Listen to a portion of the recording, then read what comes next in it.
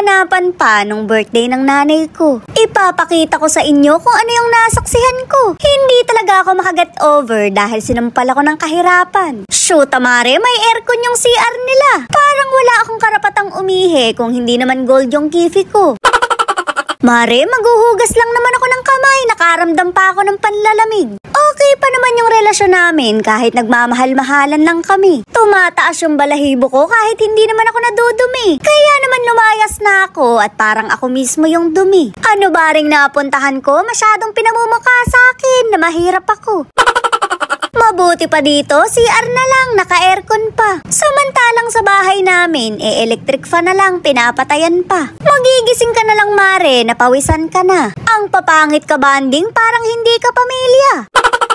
Nakakita nga ako ng magandang spot para magsarap-sarapan. Ibig ko nga mag-TikTok pero mukhang hindi talaga para sa akin. Pinag-aaralan ko pa ng ilang oras yung dance step pero hindi pa rin magandang tingnan. Shoot, Mare, mukha akong bulating inasinan. Nagpatulong na nga lang ako sa kapatid ko para buhatin yung iinumin. Nandito na yung mga kaibigan ko kaya titirahin na namin. Bilog talaga yung brand ko pero nag-iisa lang ako. Mas lamang yung kumakana ng bula kaya nag-adjust na lang ako. Hindi naman maselan yung atay ko at kahit ano tinatanggap nito.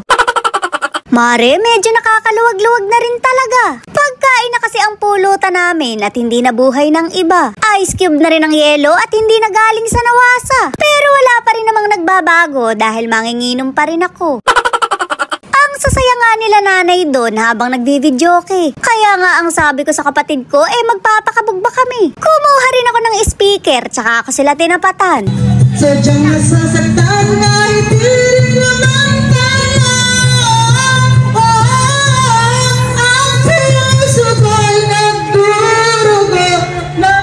Nag-loading. Sumisig ni pandibdib ko. Kahit wala ka din. Kahit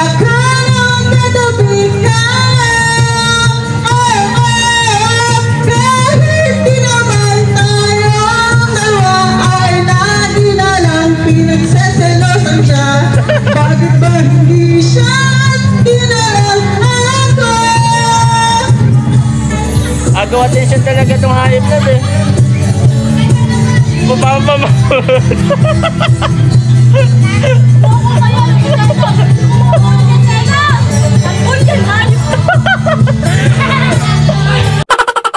Mare, umiinom kami. Kabod na lang naglaba yung kaibigan ko. Nawalan agad sila ng gana. Kumanta lang naman ako. Gusto ko lang naman itaas yung bandera natin at masyado silang masasaya. Kumakanta sila ng pusong bato kaya tinapatan ko ng selos ni Shaira.